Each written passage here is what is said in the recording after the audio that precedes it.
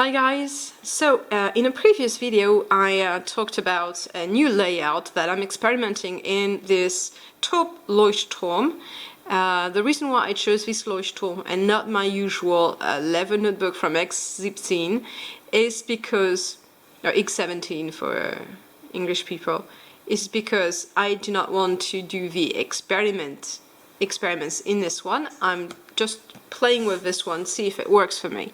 My point in this bullet journal experiment is to try to combine my daily use notebook bullet journal with a kind of bullet journal that helps me keep up with my health issues.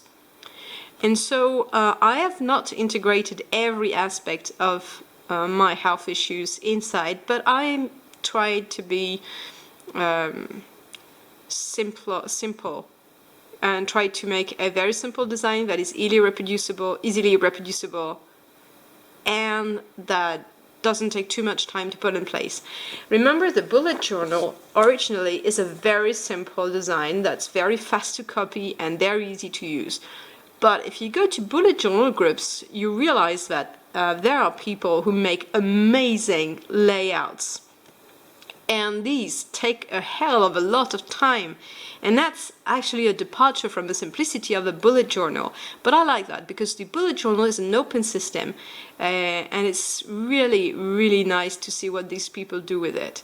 I will put a link to the original bullet journal creators page. And I encourage you to go to Facebook groups and you search bullet journal on Facebook, and you find lots and lots of groups. And you can even find very specific groups, like I am one of the admins at the bullet journal chronic diseases, and I find this to be very helpful. Okay, so let's have a look.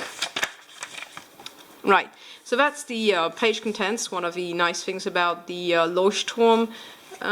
This one is a dotted Leuchtturm. Why dots? Because it's the most practical to make easy layouts. Like mine is made with lots of lines, and so it's very easy to just count the dots from one page to the other. And it's there's a bit of show through, which could be a nightmare to some, but I actually find it nice because from one page to the other I can find the exact place where the line has to fall and I do not have to count. Okay, so here's my monthly spread. I find that I hardly use it, but I take a biologic, and that's where I will check the number of days I've been on the biologic. Then at the end of the month I will put my regular meds, additional meds I may have taken, and the days I've been sick during the months, and a page of notes. So that's my monthly layout. It's actually more designed towards following my health issues.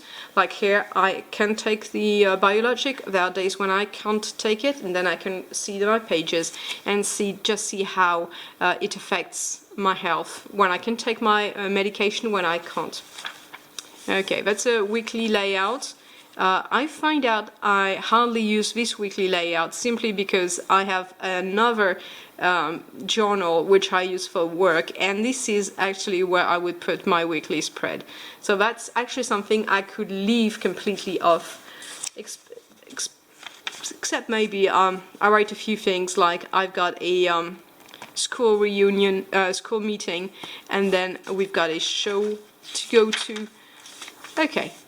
So here's my commentary checklist. That's where I write down all the reviews I do on Amazon. My work needs, when I need to contact pupils, contact parents. This is a failed experiment, as you can see, because it's completely empty. I have contacted parents, I have contacted pupils, I have contacted colleagues, and nothing appears in this. So it's totally useless. Okay, my spendings for the month, that's actually quite useful. And here is my regular layout, my new experiment of a layout. So here's, I'm going to go on top of it. So here on top, I put the date, then the weather. The weather is important because I have a form of arthritis, and the weather does make a difference. If you've got variations, it hurts. If you got sun, it helps. Okay, so that's the pain level expressed from 1 to 10. I'm trying to get used to this. How would you rate your pain from 1 to 10? Would you get at the hospital and then you never know what to answer because you are so full of pain? Your actual reference is quite different from others. So I've got this pain level to follow. That's my energy level, right? That's my workload. It was a Tuesday and I was on sick leave, so my workload was actually quite small. Sleep time was 1 hour. So I rate from 0 to 6 and plus. Plus is something I almost never color. Okay, here I've got my list of things to do. I spend the day in my bed. Like there it says sick leave in French. I write how manageable the days for me. Easy, average, tough, hard or tough. That was tough. Steps. I have a tracker for my steps. I use my tracker to push me to move a bit more than I would, because if you live with pain, with constant pain, you know it is difficult to move, to get yourself to do something. When you're getting better, the only thing you want is just have a rest from the pain and everything. So I use a tracker for steps, and my objective is 6,000 steps a day, which I most of the time manage to do, but not on these days. Pain location, I draw dots where I have pain, which was about everywhere. Temperature I have to follow, because I tend to have low-grade fever all the time, but this day I didn't. So I had an appointment with the doctor. This little box here is for appointments. No more than 3 a day, that's absolutely enough. And DC is day color. Day color is a very simple system, which I already reviewed. It's green. I can do everything I want. I may not be without pain, but I can do everything I wanted to do, and I actually could enjoy it. Now, orange is I could manage to do everything I had to, but it was made in pain, and it was really hard. Now a red one is when I really couldn't do my everyday tasks. It was much too hard and I was in too much pain. That's a red day. Okay? And so all the time I recreate the same layout for 1 week. Here goes, and I fill it with different colors with my fountain pens. As you can see, I'm not a very fancy design, drawing kind of person. I'm working on this, but it's not my thing. I like things to be simple and useful, so I reproduce every weekend. I take 1 hour to reproduce the system for the week. Right. So it doesn't have much color. So here you've got the notes for week 1. I realized I needed 2 pages, so on the following week, there it goes, and that's today. Right, here, I took 2 pages, and then I produced a system. So here's the system when it's unused. So what I do is, I draw 1 vertical line, and then 1 line there, weather, date. 1, 2, 3, 4, 5, 6, 7, 8 boxes, this one divided into 2, and then 1 for notes. The same line as manageability is there, and then this one divides into 2 boxes. Works quite fine. I'm actually quite happy with this. It's actually working rather well, and it shows me my energy level, which is never above 50.